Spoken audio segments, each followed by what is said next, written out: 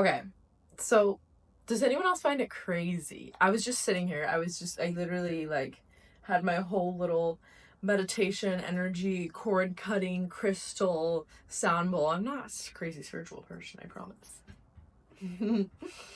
I had everything ready to sit and do my meditation, but then there was so much fire in my heart on this topic, and I really just felt like I need to talk more about it because we've just finished up our March Your Extraordinary Life community group coaching call. And if anyone doesn't know what that is my private coaching community where there are 11 video modules, self-paced, and then we have once a month group coaching calls to help you have all the tools, strategies, and mindset you need to create your extraordinary life.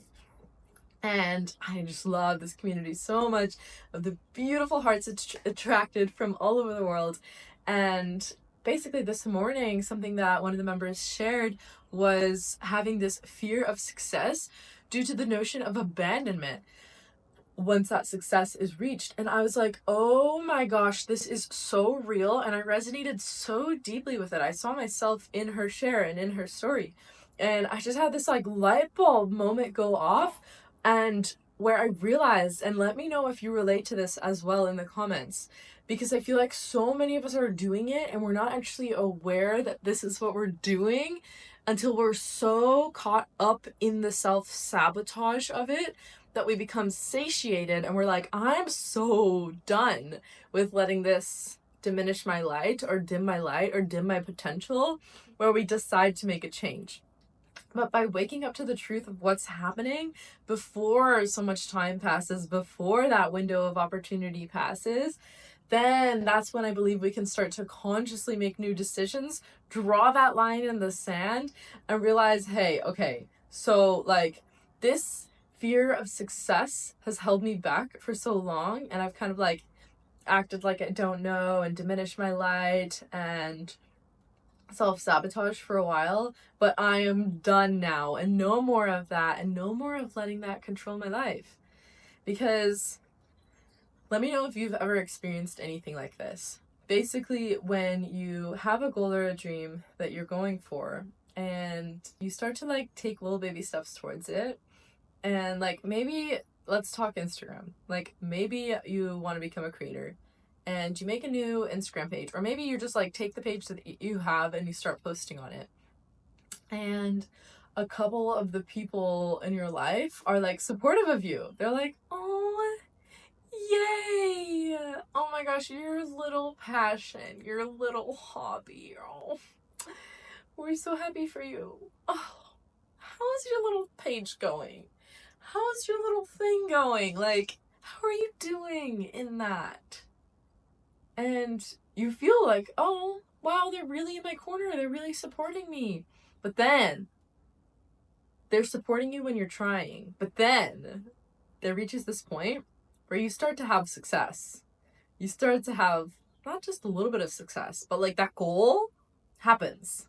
Like you become the creator. You start working with leading global travel brands, and you start being flown business class to Switzerland with Swiss Airlines, and you start being sponsored by leading automotive brands, and you start doing the thing. And that's where you bump up against people's identity they had created of you, and they start to be like, whoa, whoa, whoa, but do you think you're better than us? Or like, who do you think you are? Or, oh, are you hanging out with your cooler friends now? Or, oh, like that's your new lifestyle? And you start to be like, oh no, I'm not a bad person. Like, I'm still your friend. I'm still the same me. I've just achieved this goal. And then you start to maybe self-sabotage or take the volume down on your light and diminish yourself and close yourself. Or maybe you don't share your accomplishments that you're that excited about anymore, and you start to sabotage your success. And you find it mirrored in those people who viewed you as a certain version of you, and actually what you're representing is the possibility of their goal or dream in themselves, but not having had the courage to pursue it. So you bump up against their ego and their kind of drive to want to make it happen, but not, and you become a threat, and you feel that, and so that's where you start to diminish. But here's what I want to offer you is wake up to that, and wake up to when you share your goal or dream with someone around you. Do they add double the fire to your fuel and make you as like even more excited to go out and make that happen?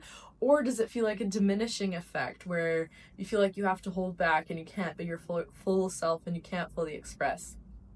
Because that's where realizing this is where I truly started to realize that those people we surround ourselves with create that peer group, creates our vision of possibility for our reality in every sense.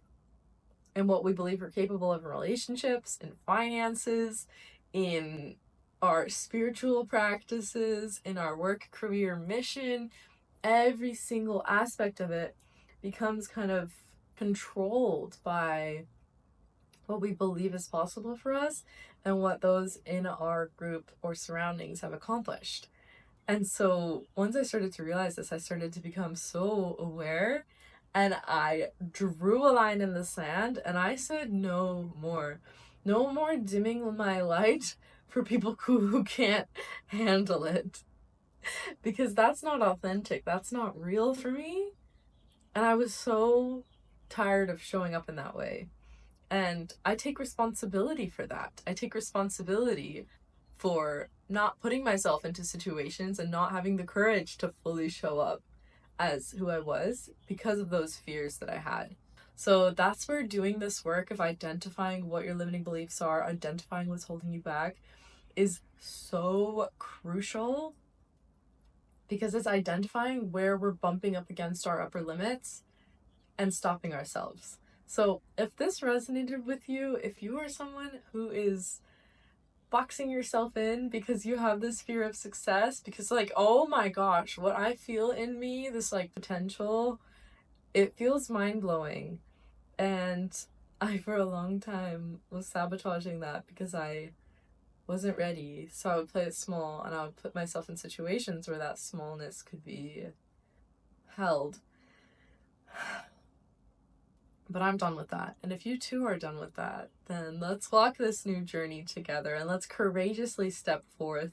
Today is the first day of spring 2025, and this book that I'm reading right now, actually last night I started it, it's called Not Nice. And he talks about where when you make this new decision, this new declaration to no longer show up in the past ways that you have been showing up in, you need to tell someone or you need to do something about it to kind of solidify and build that momentum in your decision. So this is my declaration of no longer being nice, because nice is not courageously showing up as who I am and being afraid of confrontation and being afraid of expressing those deeper truths of who I am and what I believe, and even sharing things like this. Like, I don't think there are any like good or bad like people. I just think there are people who are aligned for you in the path you're on, and people who are examples and warnings. And this is my declaration to no longer be afraid of saying that, and no longer be afraid of stating and acting as an example of making those decisions and saying what I believe. And yeah, so this is me making the video here to share it.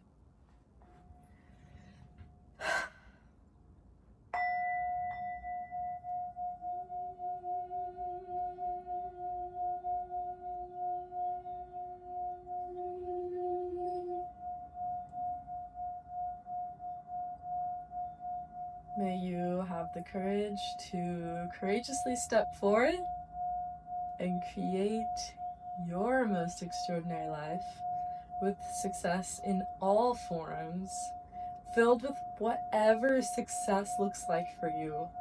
Because success looks different for every single person. And that's so cool. We can look to our neighbors for inspiration or for examples of what we don't want, actually. But when it comes to what we do want, how can you create more space for you to turn within, to trust your heart's guidance, your intuition, and discern with your mind? Yes, that's so important. But what is it that you want? What is it that excites you? What is it that calls on your heart? And how can you courageously step forth in creating enough pull motivation to pull you towards bringing it to reality?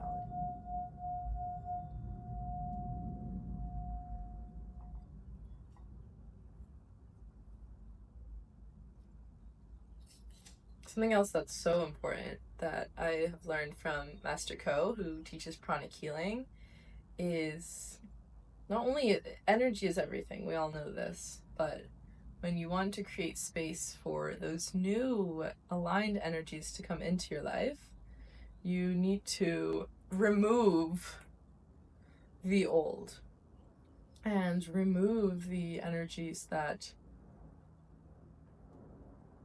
are no longer serving you and no longer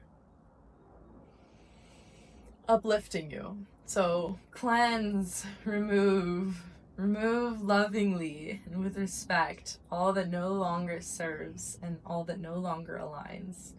So you may courageously step forth into who you are, sharing your full light and your full potential and your full God-given gifts and talents and creativity with the world. Because here's the thing, you get this one existence as this version of you. Like, really let that sink in. You're gonna die. And I feel like in this culture, we don't really let ourselves think about that. You're gonna die. We're all gonna die. That's what we're all guaranteed, is a birth and a death. So once you realize that, I don't fear death because I know I'm actively living a life that I love. Actually, death I'm kind of curious about it because I've studied so much like what happens on the other side across all these other religions that I kind of have this like curious openness about it. Just like I have this curious openness for life. Like, I love my life so much, but I also don't have a fear of death because I know that every single day I'm living what I love. I'm living what I believe. And something that gives me a lot of pull motivation is having a vision or a mission for my life, and also having a kind of life bucket list of things that make life exciting and crazy, out there goals and dreams that I can't wait to make come true one day and today. And I start taking steps for the future in the now, because every single day we're co-creating the future with what we visualize, believe, and create and act in the now. So how can you step forth in creating your extraordinary life? I love you. I'm sending you love and blessings on your journey. My name is Mahna. Thank you so much for being here. Thank you for 25,000 subscribers. What? Thank you. I feel so grateful. I feel so excited. I can't wait to start to share more. And it's time. Now is the time. And the time is now.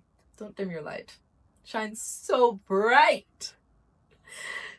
It's electrified when the world becomes a fantasy and you're more than you could ever be, 'cause you're dreaming with your eyes wide open.